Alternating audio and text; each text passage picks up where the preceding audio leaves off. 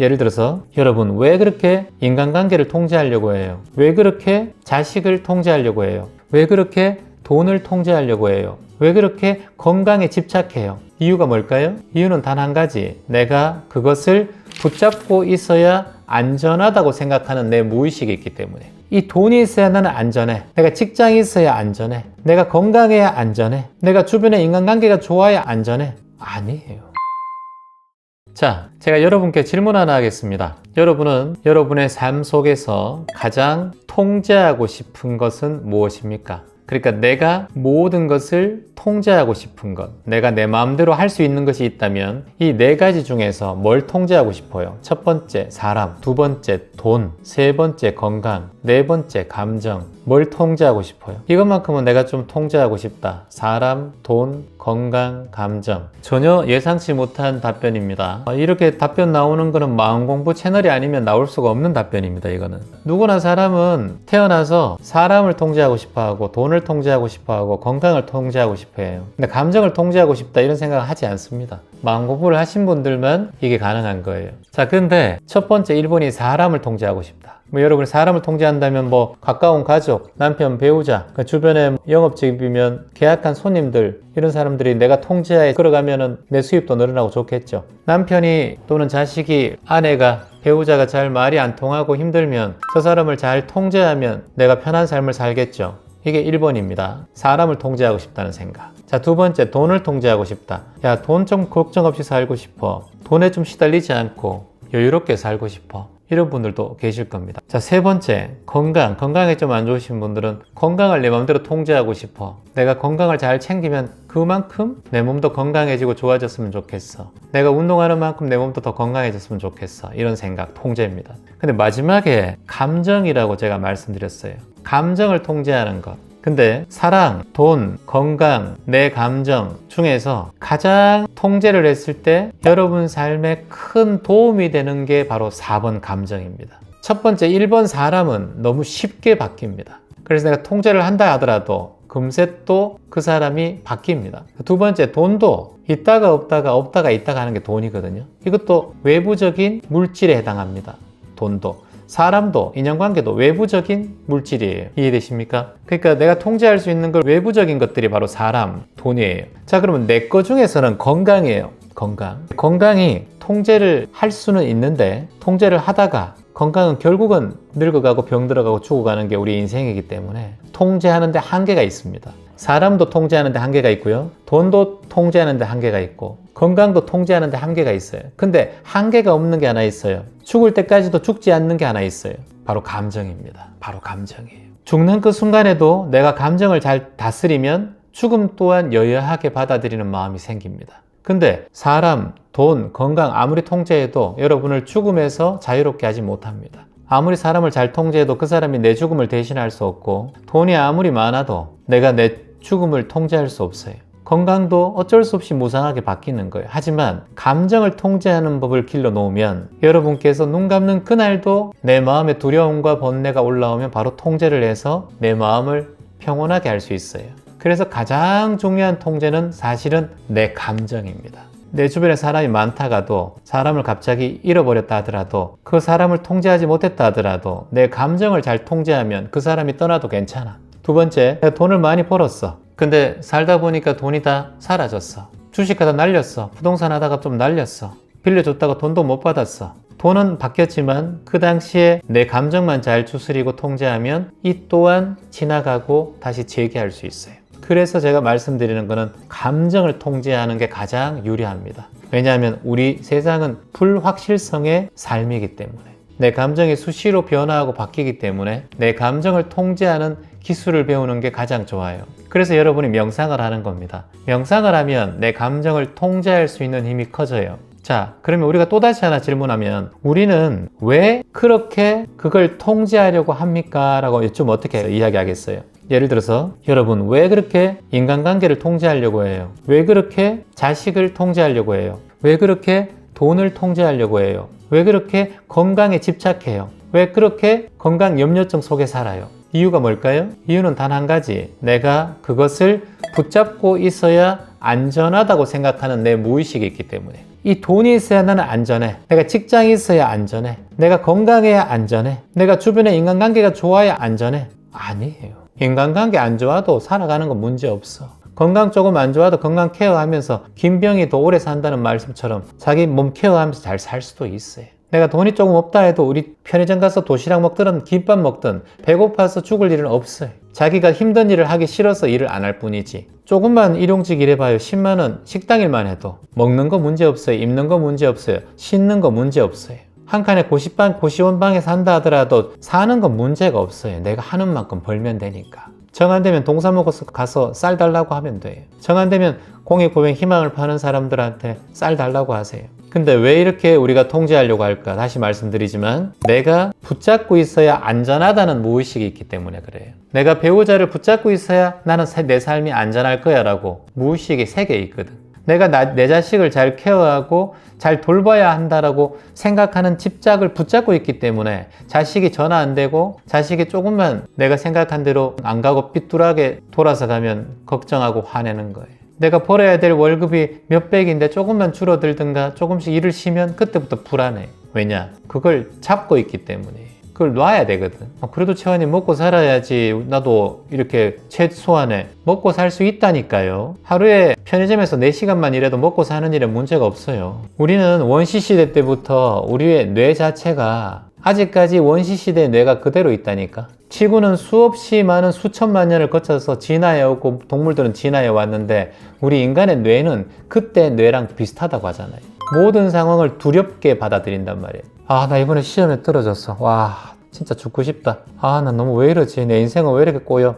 안 죽거든, 시험에 떨어져도. 왜 이렇게 극단으로 갈까요? 이유는 우리의 뇌의 문제예요, 뇌. 우리의 뇌가 옛날에 채집 생활하고 원시 생활할 때 작은 거 하나에 상처만 나도 그때는 약이 없고 병에 걸리면 죽고 그랬기 때문에 내가 조금이나마 안 좋은 상황이 생기면 그걸 죽음으로 연관을 시키는 뇌가 아직까지 우리 인간에 있다니까, 21세기의 뇌에. 그래서 여러분이 그게 죽을 일이 아니거든? 근데 야, 죽고 싶다. 나 정말 우울해 죽을 것 같아. 아, 난 실패해서 죽을 것 같아. 아, 나 계속 살쪄서 죽을 것 같아. 아, 너무 나 살도 못 빼고 죽을 것 같아. 매 순간 죽음과 연관시키는 뇌가 내 무의식 안에 수천 년 전부터 새겨서 박혀 있다니까, 여기 안에. 박혀 있어가지고 작은 일인데도 이걸 죽음과 연관시켜요. 어저께도 아파트에 사는 부부가 화재를 일으켜서 2분이 돌아가셨대요, 보니까. 자기 아파트도 있고 그 상황을 어떻게 하면 극복할 수 있는 일이 있는데 우리의 뇌가 그걸 극단적으로 받아들여서 저항한다는 거예요.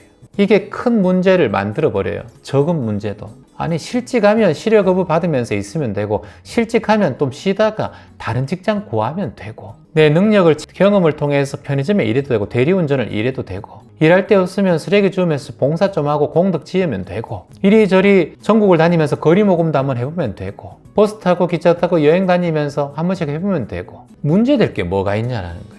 그게 왜 그렇게 되냐면 인간의 극단적인 무의식의 뇌의 조정에 의해서 이걸 계속 그렇게 끌고 간다니까, 우리가. 그래서 여러분들께서 어떤 일을 닥쳤을 때 내가 갑자기 이걸 너무 심하게 극단적으로 생각하게 되고, 아, 이걸 죽음과 연관시키게 되고 내 삶의 위태로움까지 생각하는 건, 아, 이건 내 원시의 시대의 뇌가, 생존의 뇌라고 하거든. 그걸 생존의 뇌. 생존의 뇌가 나를 불안하게 만들고 두렵게 만드는 작용을 하고 있구나. 그게 편도체의 작용이에요. 편도체. 불안하고 감정적이고, 이게 그때 그 편도체의 두께와 원시인의 두께와 지금의 인간의 두뇌가 크지 않다니까요. 다르지 않다니까요. 이런 분 계세요. 차아님, 저 계속 아파요. 의사도 왜 그런지 모르겠어요. 정신과도 갔는데 정신과에서도 별 문제가 없대요. 근데 아파요. 이건 채화님이 말씀하시는 내 감정과 마음의 문제겠죠. 이걸 어떻게 극복할 수 있을까요? 질문했어요. 그래서 제가 그분한테 물었습니다. 그분이 여성분이었고 40대 후반 분이었어요. 그리고 한 번의 결혼 실패를 통해서 한 새로운 남자를 만났습니다. 그 남자도 이혼해서 이 여성을 만났고, 이분도 이혼해서 이 남성을 만난 거예요. 만났는데 이분이 이 남성과 결혼하고 3년 차가 될 때부터 시름시름 아프기 시작합니다. 채화님, 제가 45세 결혼했는데 지금 48인데 계속 아파요. 근데 원인이 없어요. 이유를 모르겠대요, 의사가. 근데 소화도 안 되고 몸도 차가워지고 정말 변비도 생기고 눈도 충혈되고 머리도 지끈지끈 아파요. 두통 약을 하루에 3번씩 먹습니다. 이렇게 얘기해요. 근데 왜 아픈지 이유가 없잖아. 그래서 제가 그분한테 질문했어요. 남편하고 3년 전에 재혼을 했는데 45대 신혼 때는 어땠어요? 괜찮았대.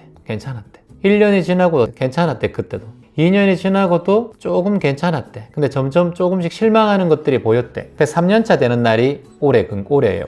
제가 올해부터 더 심해져요. 근데 본인이 아프다는데 어디가 아픈지 정확하게 아픈 데가 없어. 근데 몸이 아프다는 거예요. 자꾸 근육통처럼 막 아프다는 거예요. 그래서 제가 혹시 남편이 본인한테 관심을 많이 주면서 살아요? 요즘 관심이 좀 많이 떨어졌어요. 예전보다 많이 떨어졌어요. 1, 2년 차 때는 관심을 많이 줘가지고 저도 참 사랑받는 것 같고 결혼에 한번 실패하고 그따나 좋은 인연 배필 만난 것 같아서 행복했는데 3년째 되니까 이 사람이 표현하는 것도 점점 좀 둔감하고 저에 대한 대화도 점점 줄어들고 집에 들어오는 시간도 조금씩 늦어지고 이제는 조금씩 변하는 것 같아요. 그때부터 그런 변화가 있을 때부터 본인이 아팠다는 거예요. 그래서 그때 딱 체크를 하게 됐어요. 본인이 언제 최근에 제일 많이 아팠어요? 얘기 드리니까 3개월 전에 제일 아팠대. 그때 되게 아파서 병원에 입원하고 막 그랬대요. 이유도 없이 병원에 입원하고 그럴 때 그때 남편의 반응이 어땠어요? 정말 처음으로 아프니까 엄청 신경 썼죠. 관심 있게 저를 챙겨주고 과일도 사주고 꽃도 사주고 남편이 직장 다니고 와서 저부터 보러 오고 막 그랬죠. 걱정 많이 했더라고요. 그때 참 행복했어요.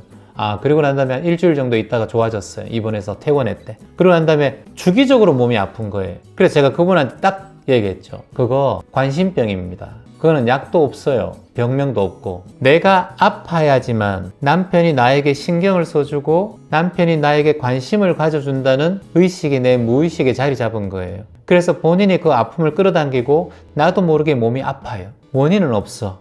원인은 바로 그거야. 내가 아픔으로써 주변의 사람들이 나에게 관심을 가지고 나에게 사랑을 베풀어 준다라고 생각하는 마음이 무의식에 자리 잡아버린 거예요. 아플 때마다 잘해주니까. 이게 엄청난 무의식의 작용이에요. 여러분 우울하잖아요?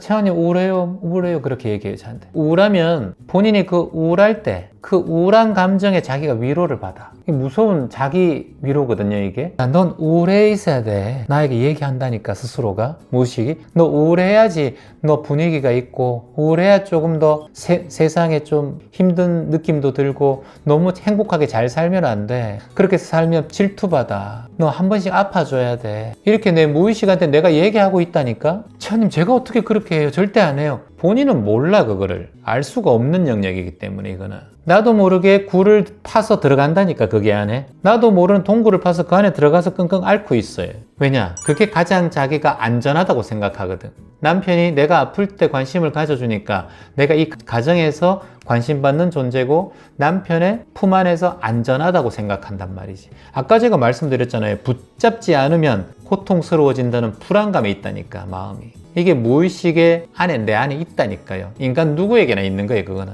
여러분 같은 경우는 마음 공부와 명상을 안 하면 내 마음의 중심을 잡지 못하고 위로를 못 느끼고 자꾸 흔들릴 수 있다라는 고정관념이 있을 수도 있어요.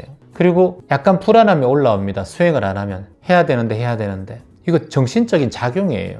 붙잡을수록 더 편해집니까? 더 불안해질까요? 남편이 있어. 자식이 있어. 말 안 들어. 내 마음에 안 들어. 근데 남편이 제발 좀 내하고 사이가 좋아졌으면 좋겠고 자식이 정말 엄마 말씀 잘 듣고 내 말 잘 듣고 행복했으면 좋겠습니다 라고 이렇게 붙잡는 마음, 배우자의 사이를 개선시킬까요? 더 불안하게 만들까요? 또 하나만 더 물어볼게요. 여러분이 자식을 통제하려고 하면 통제할수록 자식들이 통제가 될까요? 더 빗나갈까요? 빗나갑니다. 채한님 아니에요. 제 자식은 통제가 잘 돼요. 잘 될 때도 있지만 자식의 마음에는 언젠간 엄마의 이 잔소리와 통제에서 벗어나야 된다는 생각이 극대화됩니다. 그래서 대학교 시절 때 문제가 될 수도 있고 성인이 되어서 연애를 하면서도 사람과 상대하고 대화하는 것이 통제를 받던 아이이기 때문에 자립성이 없으니까 이성 친구를 만나고 동성 친구를 만날 때도 대화가 잘 안 돼요. 통제되던 아이들은 자율성이 사라집니다.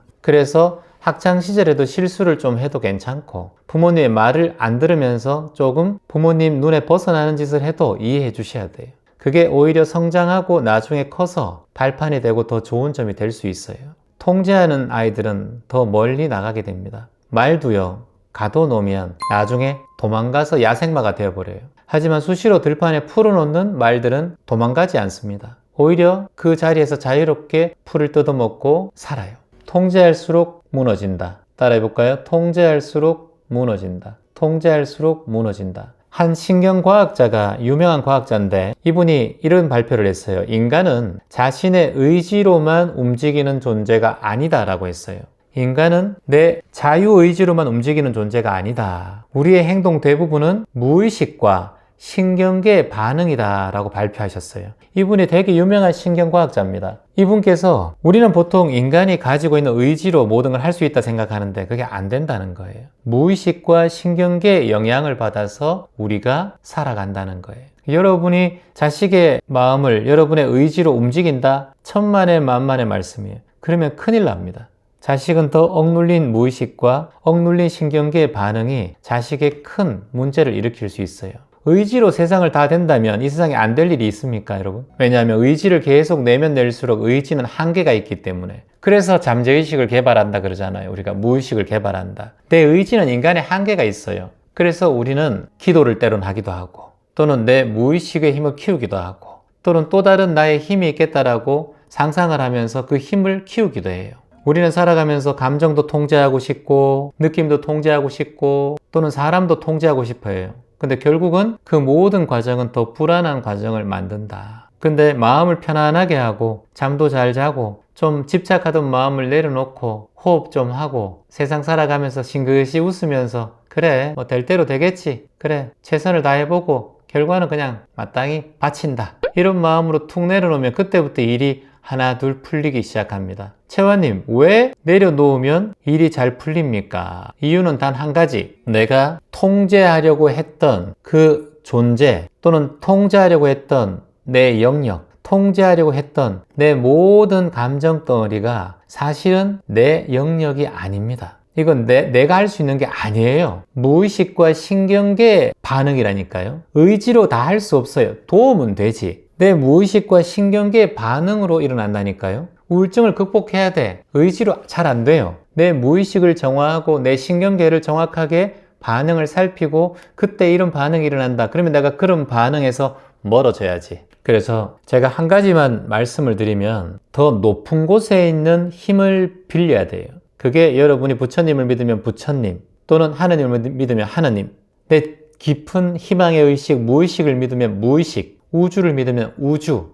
채화님, 막연한 무의식과 신경계통에 대해서 이해가 잘 안 돼요. 그러면 여러분들이 그냥 종교를 생각해요. 그냥 내맡겨요. 그냥 하늘이시여 내가 최선을 다할 테니까 하나님 뜻대로 하십시오. 많은 사람들이 큰 고통을 극복할 때 공통적으로 하는 것이 있어요. 뭐냐면 나보다 더 큰 존재에게 맡긴다는 거예요. 논문 중에서 이런 논문이 있어요. 내가 내 감정을 무엇에 맡기는 순간 내 신경계가 안정된다라는 한 논문을 봤거든요, 제가. 여러분께서 힘들고 괴로울 때 내가 어떤 신에 맡기든 아니면 그냥 기도를 하든 내 마음의 기도를 하든 내 맡기는 순간 신경계가 안정된다라는 의료과학적 증명이 발표됐다니까요. 제가 아까 말씀드렸잖아요. 무의식과 신경계의 반응을 통해서 우리가 살아간다니까요. 자, 그러면 마지막으로 채화님, 그럼 어떻게 하면 내려놓을 수 있습니까? 아주 간단해요. 자, 따라해 봅니다. 이건 내가 다 할 수 있는 일이 아니다.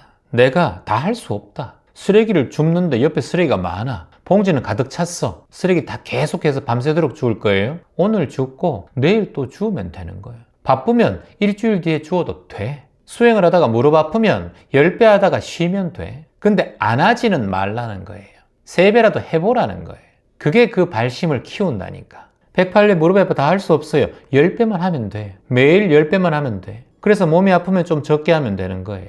이렇게 가는 게 흘러가는 거예요. 다 할 수 없다는 거예요. 그리고 따라해 보세요. 나는 최선을 다하되 나머지는 맡긴다. 나머지는 맡긴다. 내려놓는다. 맡긴다. 이 말을 하면 뭐가 된다? 무의식과 신경계가 안정감을 찾는다. 여러분 갑자기 아파오고 우울이 오고 짜증이 올라오고 몸에 질병이 올라오는 건 여러분 의지로 할 수 있는 게 아니에요. 여러분의 무의식과 신경계의 반응들, 이런 것들이 자꾸 질병을 만들어내고 질병을 개선하기도 합니다. 그러니까 이거를 내가 의지로 뭐 어떻게 하고 그렇게 생각하지 말아요. 그러면 골치 아파서 못해, 힘들어서. 그거 나가 떨어진단 말이에요. 힘들어가지고. 그게 쉽지 않단 말이지. 그러니까 무의식의 힘을 빌리고 자율신경계의 반응을 끌어올리란 말이에요. 부교감신경계의 자극을 끌어올리는 거예요. 교감신경계의 자극을 조금 늦추는 거예요. 이 모든 게 다 명상과 마음 공부에 포함되어 있어요. 이 모든 게 다 신경계를 안정시키는 훈련이에요. 그러니까 오늘부터 절대 놓는다고 잃는 게 아니다. 오히려 잡고 있으면 괴로워진다. 붙잡을수록 멀어진다. 내려놓을수록 가볍다. 그 내려놓음 속에서 평안함을 찾아요. 우리는 평생 붙잡는 법만 배웠단 말이죠, 부모한테. 하지만 진짜 지혜는 내려놓는 데서 생깁니다. 탁 내려놓고 삽시다. 고맙습니다.